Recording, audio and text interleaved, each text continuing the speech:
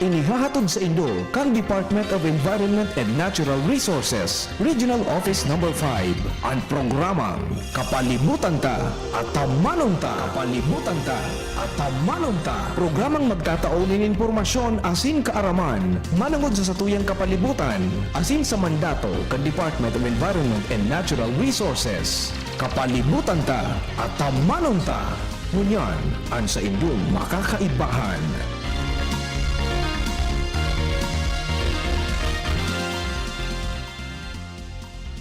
Marahay na aga sa gabos ng mga paraan tabay. Mga kaimanwa, kamusta po kamo? Ako po si Joan Montecastro para sa programang Kapalibutan Ta at Tamanon Ta. Makakairibanan nindo kami ngunyan na Webes, petsa 8 kan bulanin Mayo taon 2025. Mapaabot kami sa indo ng mga impormasyong may kinaaraman sa pang-urual daw na buhay bilang sarong namamanwaan na nagmamakulog sa tong kapalibutan. Para sa inyong mga kahapotan, mag-apot sa station sa 480-5509, puon alas 11, sundo alas 12 ning pagkaudto kada Webes, o sa CP number man po na Globe, 0917-7984-808. Ulitin ko po, 0917-7984-808. O kaya pwede man na magdulok sa samuyang opisina, Lunes, sundo Biyernes, puon alas 8, sundo alas 5 ning hapon. Asin pwede man na magpadarakan sa inyong mga kahapotan o mga suhesyon sa samuyang opisina na makukuha sa Regional Center Site Arawi, Legazpi City. Kami sa Indo man aantabayan sa internet asin sa Facebook page Candizi GB. Ang DENR Munyan! Ang DENR Munyan! Mga pangyayari asin aktibidades sa implementasyon kan mga programa kan Department of Environment and Natural Resources, lokal asin nasyonal. Anion ang sa indong tagapagbareta.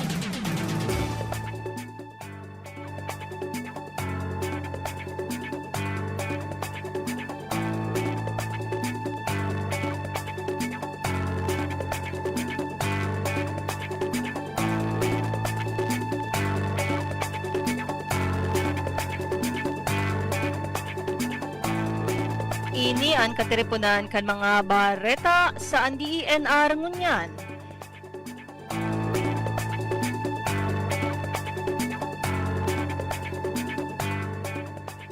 Bilang pagselebrar kan Earth Day 2025, ang Community Environment and Natural Resources Office o Senromobo sa Masbate na pinamamayuhan ni Senro Jean V. Imperial, nakaprodusir din poko mas o menos 5,900 na potted soils sa paagi kan soil potting activity kan Abril 25, 2025 sa DENR Nursery, Barangay MR Espinosa, Milagros, Masbate.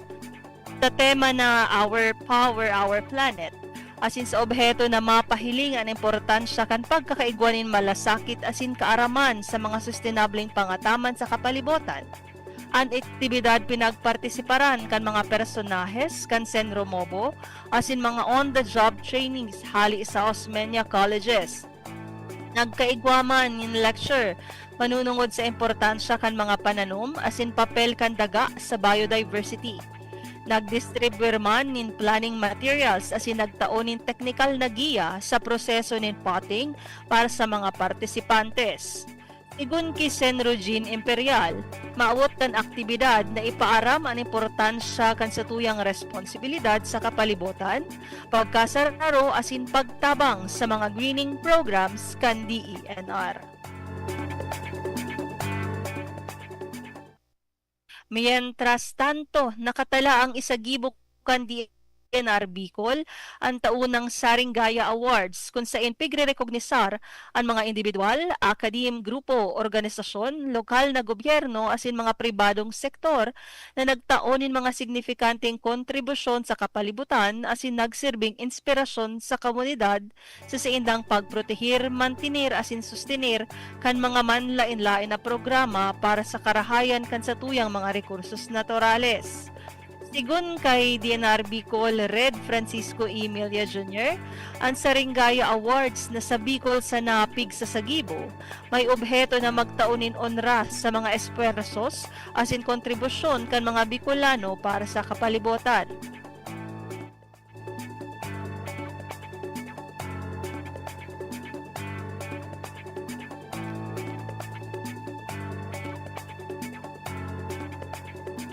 Sa ika-23 na taon kan selebrasyon nagigibuhon sa maabot na Hunyo 27, 2025.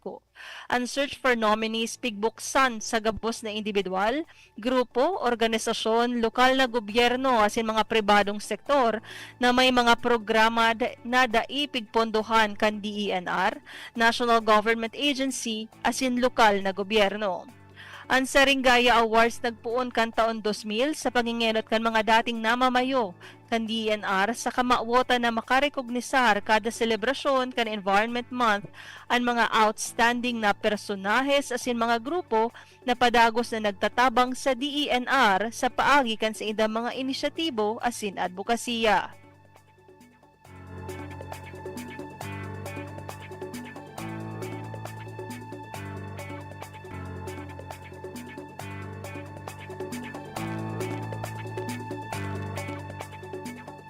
Sa ibong nalado sa pagpadagos kan kampanya para sa maabot na eleksyon, pinagigirumdom kan DENR Bicol ang striktong pagbabawal kan pagkaag o pagpako nin anuman na mga election campaign materials sa mga kahoy. Sigun kay Red Francisco Emilia Jr., ang mga campaign materials kaipuhan ikaag sa mga designadong lugar na itinalaan kan Commission on Elections. Huli ta saro ini sa nagkakausa nin destroso sa kondisyon kan mga kahoy asin direktang pagbalgar sa ley. Ang si Isay man na magbalgar asin mapatunayan na nagkasala, papatawan ni nagkakanigong padusa sigun sa Presidential Decree 953 asin Republic Act 3571.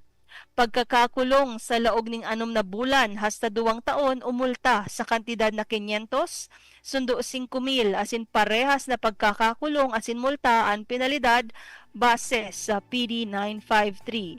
Ini ang katripunan kan mga bareta sa DENR ngunyan.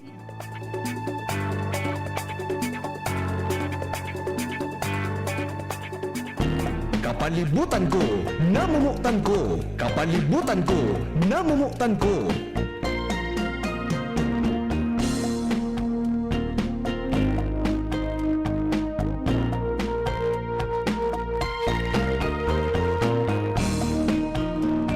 Tarong makakalikasang aldaw po sa kiraray sa satuyang mga paraan tabay.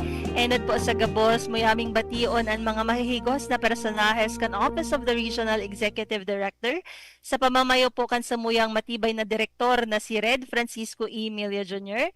Sa opisina naman po ni Assistant Regional Director for Technical Services ARD Ronel Sopsop, kay ARD for Management Services Ronel B. Astor, ARD for Special Concerns Adona P. San Diego, dyan man po sa Mines and Geosciences Bureau sa pamamayo ni RD Engineer Guillermo A. Molina Jr. IV, asin sa EMB po sa pamamayo ni RD Girly Abu. Marahay na aga po sa gabos na naghihilingkan sa tuyang FB Live asin mga paradangog kan DZGB. Asin sa ngunyan po na aldaw pag-uururunan ta ang pigaapod tang writ of kalikasan. Ini po sarong legal na remedyo para sa pagprotektar kan sa tuyang kapalibutan. Actually ngunyan po maugmahon kami ta makakaibahan ta ang saro sa maigos asin matibay na personahe kan DENR Bicol. Siya po ang chief kang investigation section kan legal division, siya man po ang attorney 3 kan DENR Bicol. Marahay na aldaw po sa imo attorney Wilfredo F. Bermas Jr. Good morning, attorney. Attorney Bermas, good morning.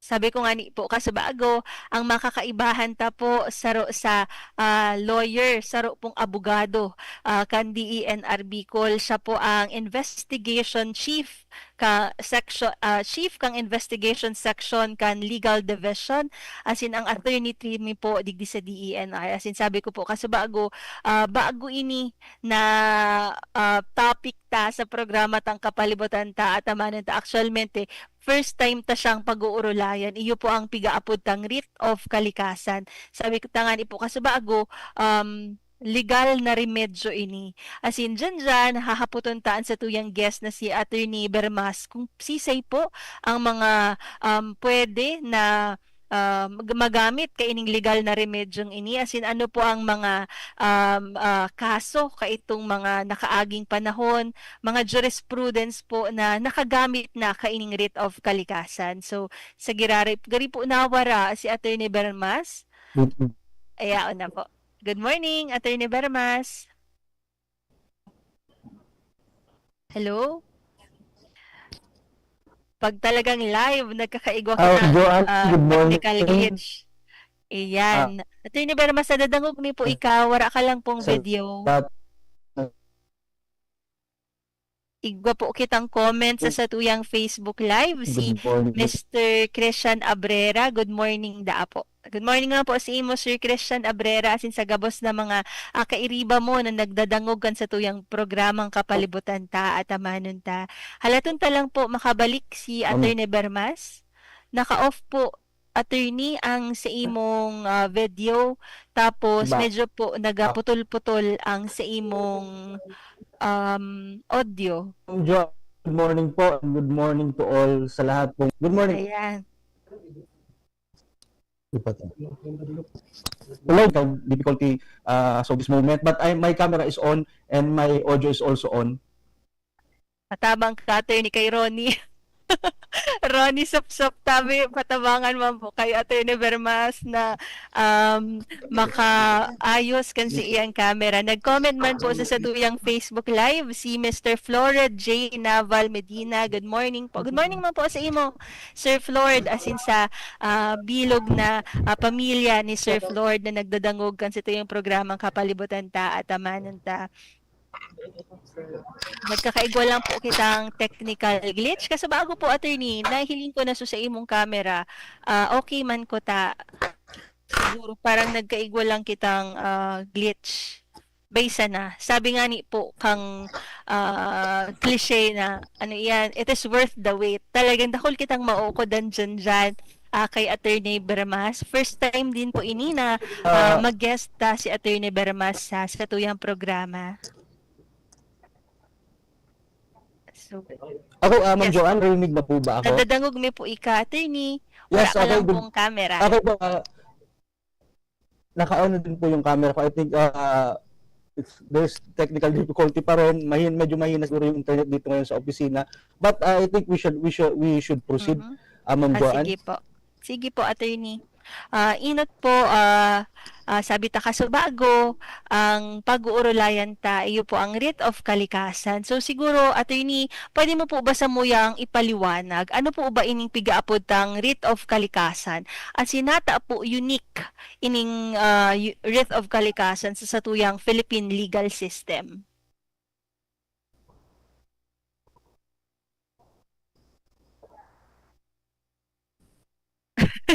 Nawara si Attorney. Maray po maglipat ka na po digdi mo nasa sa muyang opisina. Makusog po digdi ang Apo, Baysa na, Attorney. Alaton mi po ika, mag-disconnect ka mo na po. Tapos reconnect ka. It's okay po. It's okay po, Attorney. Data po talaga nadadangog. Putol-putol ka po talaga, Attorney.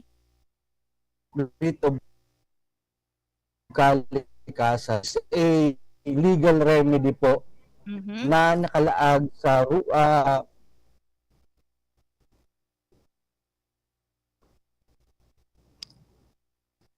lipat na lang tayo. Iyo, lipat ka na lang po, Attorney. Baysa na po. Halaton po ika. Habang nagalipat ka po kan sa imong nyaon na si Attorney digdi sa muyang opisina, kaya maski kita igwang technical difficulty, makakabalik po siya sa ere kasi yaman po si Ronnie Sop-Sop, siya po ang dati ming kairibahan man digdi sa RSIG. Ini po si Ronnie Sop-Sop, nagaklase man po ining College of Law, kaya madali na din po ining maging abogado. O yan na po, nakabalik na. Okay po, Bang Joanna. Okay na po. I'm sorry for the technical difficulties po. Okay, thank you. Sige po, Attorney. Kasabago, na-introduce ta ining pigaapod tang writ of kalikasan. Pwede mo po ba sa muyang ipaliwanag kung ano po ang writ of kalikasan? Sinata siya unique sa satuyang Philippine legal system. po, ma'am, uh, sa impormasyon po kan mga nagdadangog yan, ang writ of kalikasan po is a legal remedy. It is considered an extraordinary remedy of environmental cases po. So, it is a stable action. So, ang writ of kalikasan po,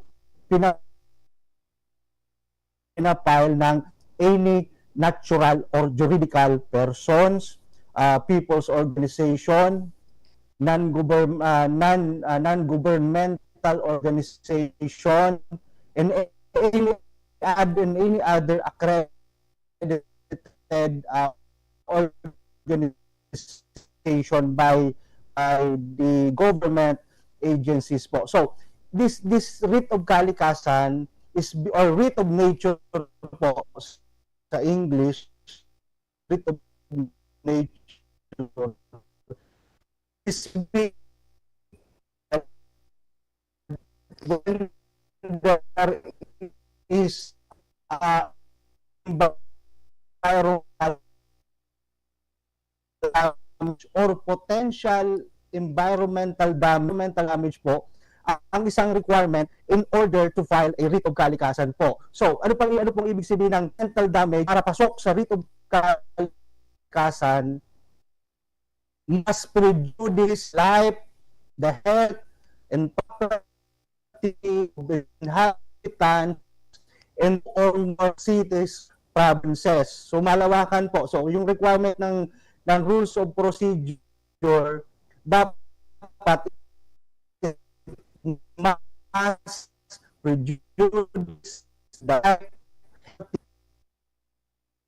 of the inhabitants or more cities or provinces. So let's say, Thank you, attorney, sa pag-explicar kan dapat sa muyang halat lang. Gari talaga nag-error an sa tuyag internet. Ronnie, nakakonect ba si attorney sa internet kang office, kang RSIG?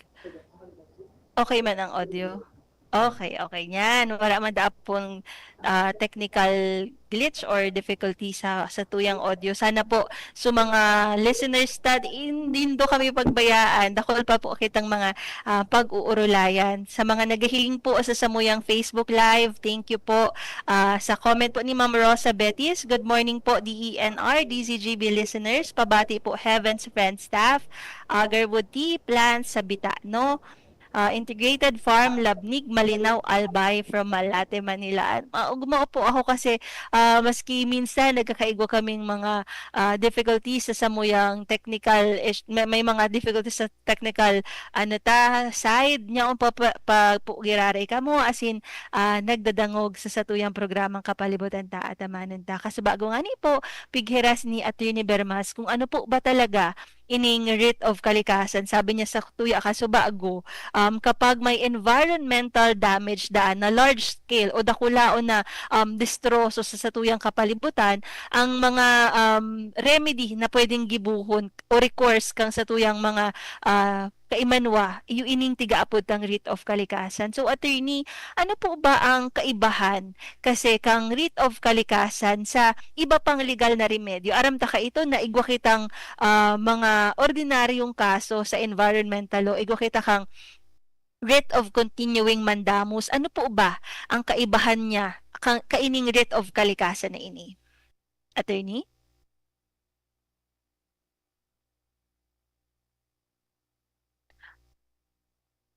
So, medyo nawara po giraray. Kasalan mi po gari kang internet, paging po, DCTV.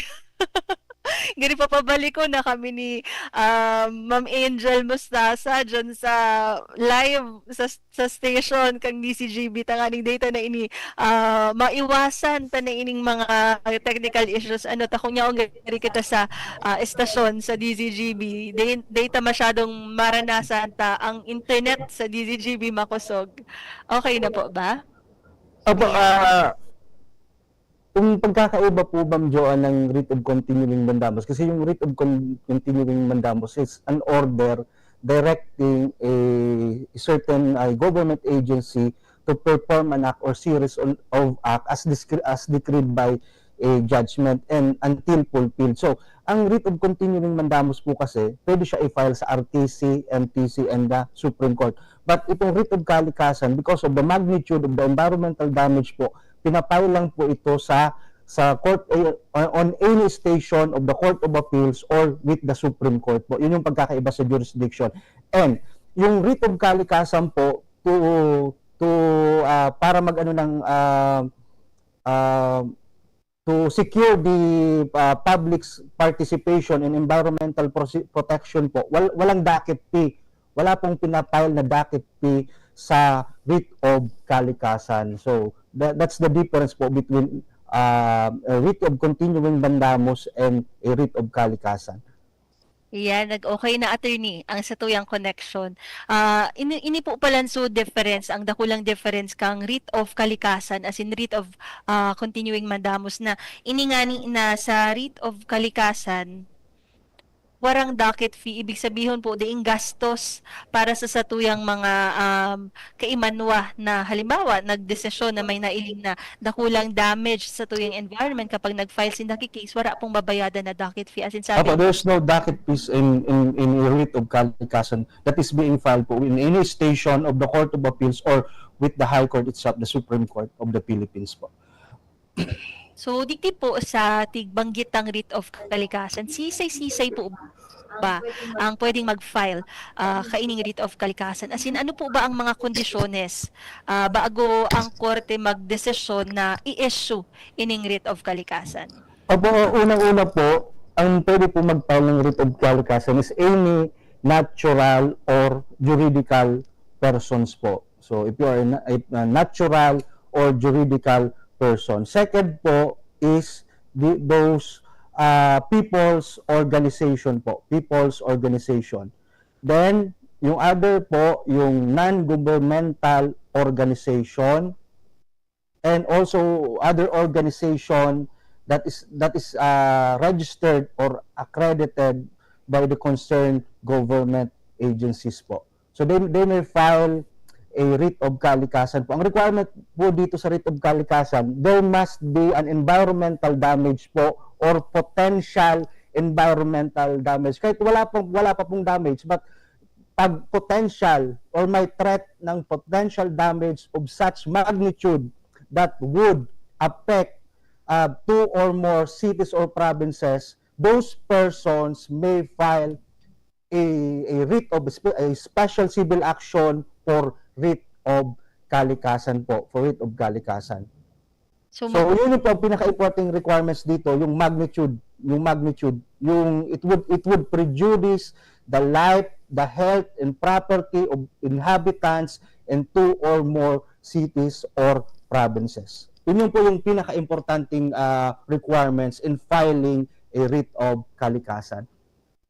So kaya pala siya unique sa ibang mga legal remedies kasi maski po di pa nangyayari, potential pa sana, bako pa siya actual harm, pwede nang maidulog sa satuyang Korte Suprema as in sa Court of Appeals ining pigaapot ang writ of kalikasan. So attorney, ano po ba ang mga jurisprudence o mga kaso na ginamitan na kaining writ of kalikasan? Sabi mo kaso bago ang mga pwede na mga mag-file kaining writ of kalikasan, natural juridical person as in mga people's organization, pwede po bang mag-file ang halimbawa protection para sa satuyang mga marine animals, mga marine mammals, pwede po ba ining maproteksyonan kan satuyang mga kaimanwa, ang mga rights kaining satuyang mga sira, mga marine mammals?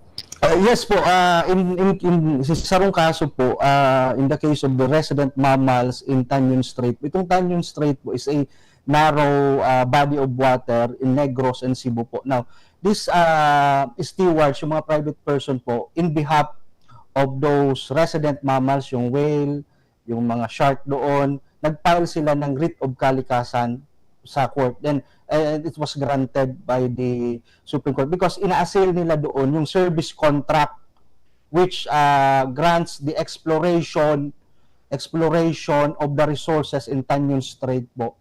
So that is one of the cases that the court issued a writ of kalikasan.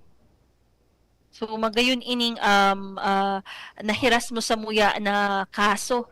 Aktual po ining talagang nangyari, decided po ini kang Supreme Court na sa mga marine mammals ta, ini mga whales ta, mga sira na yang uso sa tuyang kadagatan, pigrepresentar po siya kang mga concerned citizen. Tangani na, di man po baga makakataram ang mga sira, wala man sindang means para magsabing, oh, napupulyot na nindo ang samuyang kadagatan, nagsusobra na ang basura, o kung halimbawa may oil spill duman, di man makakareklamo.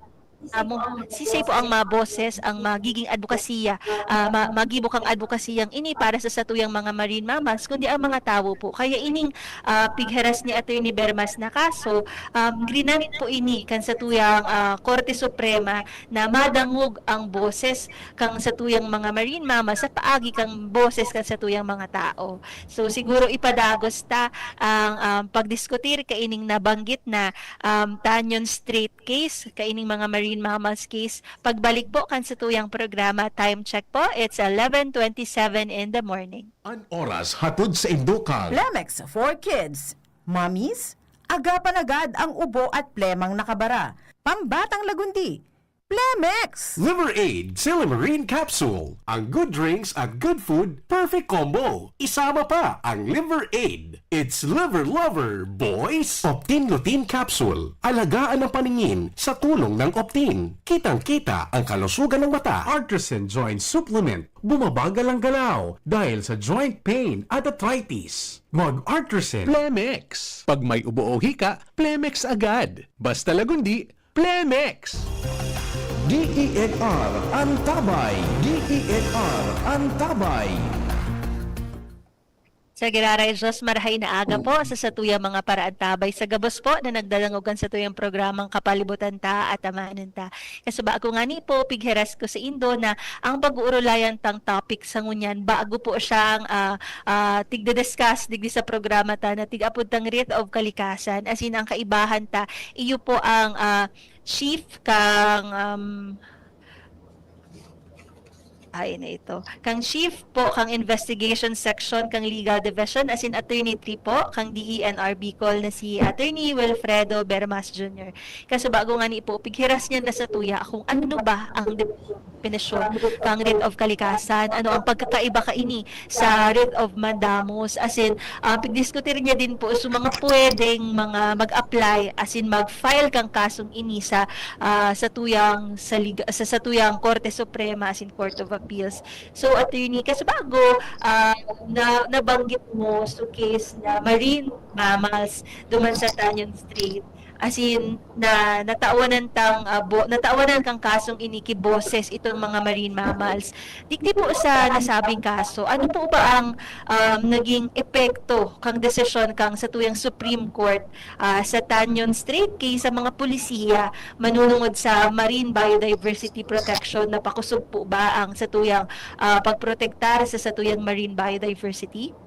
Yes po, because yung service contract which give the right to explore in the Tanyon Strait was invalidated po, yung service contract, because of violation of the Constitution po. And yung mga marine mammals po, kasi yung animals generally has no legal standing. But yung mga representatives po, yung mga stewards of nature, they have legal standing po. That is why that case was allowed po, yung legal standing, yung mga representatives. Yung private person as stewards of nature, because of the right to a healthy environment, constitutional right to a healthy environment po, meron silang legal standing to represent those mammals po. Tama iyan, attorney. Kasi kita po baga, para makafile ka kikaso, dapat may legal standing ka, dapat may pinaglalaban kang karapatan sa korte, tangan ina, ma-justify ang presensya mo duman. So, kita po sa DENR, attorney, ano po ba ang naging papel o ano ang nagiging papel kan sa tuyang opisina kapag, for example, may nakafile na writ of kalikasan laban sa pwedeng proyekto kang gobyerno man o project kang private company? Igo po ba kitang role sa DENR? Considering na ang nag-file po baga kaini private person paduman sa tuyang courts of law. Kita po sa DENR, ano ang gigibuhon ta or role?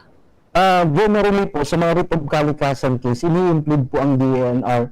So, pinapapile tayo ng verified return. Then, in a writ of kalikasan kasi, once a writ of kalikasan has been granted, there are reliefs po. Sabihin natin yung cease and desist order, diba? Pinapatigil yung mga gawain na nagda-damage sa environment. Also, instruction to rehabilitate. Now, if may mga instruction yung court po under the writ of kalikasan, the DENR will implement the same. So, i-implement po natin lahat ng order ng court in a writ of kalikasan po. We will implement. So nagiging ang capacity palan sa mga arog kaning sitwasyon, nag-iimplementar kita lalo na kung may cease and desist, magpundo na sa operasyon ining mga nakakabayular kang karapatan kang sa tuyang mga marine mammals, bako sa na marine mammals kang nakakabayular sa karapatan kang sa tuyang kalikasan. Yes So, po. Attorney ka subago nabanggit mo mga pwedeng mag-file kikaso. Ano po, sabi mo kasi bago, natural, juridical person, people's organization, as hindi nga ni isa unique na case na ini kang marine mammals, so mga animals na representar ka ining mga advocates, mga stewards of the environment sa paagi kang sa indang boses na representar ang satuyang animals. How about po ang, for example, mga kaakian? Igwa po bang legal standing ang mga kaakian? Kasi aram ta po na aware na ang satuyang mga kaakian. Bako na sinda so kung ano sa ang sabihon mo magiging quiet lang sinda. Igwa din sa diring advokasya ang satuyang mga kaakian. May legal standing din po ba sinda sa courts of law? Generally po, minors has no legal standing po to file a case in court. However, in the case of Oposa versus Pactoran, the court liberalized po legal standing. So, yung mga parents in behalf of minors representing Generation Jet Unborn po has been given legal standing po in that case because they are filing a class suit against the timber licensing agreement that time because it caused environmental damage because of deforestation. So doon po binigyan ng legal standing yung mga minors na court. The court liberalized. Actually, the that case is a landmark case. It's a landmark case issued by the Supreme Court, Ma'am Joanne. Gayon ining case na nabanggit mo na manunungod sa Oposa versus Factoran, ano po, kasi who would have thought na ang satuyang mga kaakian may kakayahan, may kapasidad na mag-file kikaso sa satuyang courts of law na aramta na usually mga gurangani nagaduwang isipan ay dayon na nga kita dyan makulog nga yan sa payubat at in this scenario ang mga kaakian ta ang nag-stand up para po sa karapatan kan sa tuyang kapalibutan. Sabi nga ni Attorney Duman, class suit, ibig sabihin po, dakulon sindang mga kaakian na nagdesider na magprotektar kan sa tuyang kapalibutan. Tangan inaprotektaran ang sa tuyang mga timberland kasi itong naging issue digdi so timber licensing agreement duman sa lugar na ito. So digdi po na ako kang sa tuyang Korte Suprema na magkaigwang legal standing ang mga kaakian na nag-file kang kasong ini. So attorney, digdi po baga nyaon sa Oposa versus Factoran ang konsepto kang responsibilidad para sa mga masunod na henerasyon o iyo pong tigaapod tang intergenerational responsibility. Duman po sa konsepto kang kasong ini na Oposa versus Factoran, ano po ba ang kahuluguhan ano nagkabirit na ako ang importance ng konseptong intergenerational responsibility? Opo, Ma'am Joanne, sa Oposa versus Factoran, the Supreme Court po, pag-discuss niya digdi yung term na intergenerational responsibility. That is why po, inallow yung legal standing ng mga minors because that concept po means every generation has moral and ethical standards to protect the environment for the future generation. So, gabus po kita, may obligasyon na protektahan ang environment para sa future generation. So, yan po ang meaning ng intergenerational responsibility. as discussed in Oposa versus Pactoran. Ma'am Jo, yun po. Ayan. Thank you po, Attorney. Naliwanagan kita digdi sa duwang landmark case na ini na pig-discuss ni Attorney ang Oposa versus Factoran na tig-diskutir ang responsibilidad ta sa mga masunod pang henerasyon o ini pong konstekto kang intergenerational responsibility asin kasubago po so case kang Tanyon Strait sa marine mammals case. Ano po? So balikan ta ining sa tuyang discussion manunungod sa writ of kalikasan. Talagang maiilita kasi ang application kang sarong konsepto kapag gamitan ta kang mga jurisprudence o mga aktual na kaso. Ano, Attorney? How about po sa implementasyon ang papel kang sa tuyang opisina o gobyerno? Pag na-issue na po ang writ of kalikasan, ano pa po ba ang responsibilidad kang sa tuyang ahensya sa pag-implementar o pag-comply kang desisyon? Igwa po ba kitang poder na i-follow up ang mga in order kan sa tuyang Korte Suprema? Yes po, as part of our implementation of the order po, may responsibility din po tayo to monitor the compliance of the orders of the court. To monitor po if the orders are being complied with po. It's our obligation within the DNR po. So, Attorney, kita po baga kapag halimbawa sa pamilya o sa magbararkada, pag nag-iriwal o nagkaigwang disagreement ang sasabihon, pag-urulayan ngaya mo na baka pwede pa man ma-resolbar. Parang nagkakaigwang amicable settlement in a local scenario ano sa pang-urual daw tang buhay. Parang nagkakaigwang peaceful o amicable settlement mo na. Digdi naman po sa kaso kang writ of kalikasan.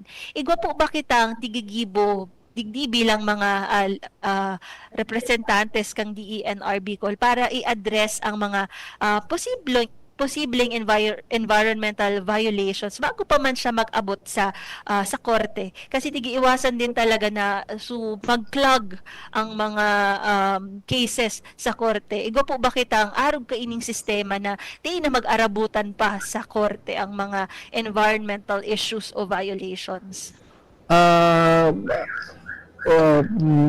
Kasi tayo ang pinang-function natin is to enforce the protection of the environmental laws, di ba, to protect the environment. Maraming programs ang DNR such as enforcement of forestry laws, di ba, enforcement of the mining laws, campaigns against destructions of the ecosystem. Marami po tayong campaign to protect the environment. Digdi po sa tigaapod ng writ of kalikasan sa mga legal and environmental implications. Di ba po kapag nag-file ki kaso kaipuhan, evidence-based, Yes, ano po ba ang mga dapat na, kumbaga, titipuno na ebidensya o batayan bago mag-grant ining writ of kalikasan? So, dapat i-prove po yung na-violate na environmental law, rules, or regulation. Second po, dapat ma-prove yung that there is an environmental damage or threatened environmental damage. And third po, yung environmental damage, yung sinabi ko na kanina, is in large scale or the magnitude of which affects or prejudice the life, health, and property of inhabitants in 2 or more cities and provinces po. Dapat po yun ma-prove. So, in order to grant the writ of kalikasan. But, upon filing po, within 3 days upon filing of the application, of the petition for writ of kalikasan po, the court may issue the writ of kalikasan and direct the respondent to file a verified return. So magkakaroon pa rin po ito ng hearing, then the court will also issued a decision whether to grant or deny the petition for writ of kalikasan. So, But there are instances kasi, di ba, in 2013, this happens in 2013, wherein a US naval ship, diba, a warship, the USS Guardian, ran aground in the Tubataha Reef Diba? That is one good example of a writ of kalikasan case. Kasi may nag-file doon, sina Father Arrigo, nag-file sila ng writ of kalikasan against the grounding and the salvaging and the post-salvaging of the USS Guardian. Sabi ng mga petitioner doon, nagkukos daw ito ng environmental damage. That is why they filed a writ of kalikasan in that case. So talaga palang nagagamit Yes, ining it's legal being used. remedy na writ of kalikasan sa tuyang nasyon. Digdi po sa Bicol region, nagaigwa na po bakit ang arog ka ining application kang writ of kalikasan o wara man, attorney? As far as my memory is concerned, Ma'am Joanne, wala pa akong na-encounter na writ of kalikasan case in Bicol region. Wala pa po. But there are environmental cases that is being filed in court. Diba? That is being filed in court. But as to writ of kalikasan, wala po. Yung writ of continuing mandamus, meron po. But yung sa Manila Bay, diba? The court issued a continuing mandamus to the government agencies to rehabilitate the Manila Bay po. Yun yung example. But writ of kalikasan po, wala pa dito sa Bicol region. So kung wara, ibig sabihin, magayon ang padalagan digdikang mga polisiya ta sa kapalibutan ta. Good But- news ini actually, attorney, kung wara. Pero kung yes But po. Ma'am Joanne, in case there are environmental damage, na malawakan environmental damage, I suggest na yung mga private persons, yung concerned citizen, file a writ of kalikasan para ma-stop ito. Ma-stop ito mga environmental damage o large-scale environmental damages. Kasi pag sinabi pa lang talagang large scale, dapat 2 or more cities and provinces ang nasa saklawan kang jurisdiction kang damage na ini. Yes po, Ma'am Joanne. So, na-diskutir mo na po, attorney, kung ano ba talaga ining writ of kalikasan ang pag-grant kang Supreme Court sa petition na ini. Pero aram ta na ang sarong remedy, igwa din siyang limitasyon. Digdi po sa writ of kalikasan, ano po ang mga limitasyon niya na pwedeng nai-encounter ta sa pag-monitor o pagsunod ka ining remedy na ini? Mga ano po, Ma'am Joanne, Mga limitations. May mga limitations po ba kita digdi?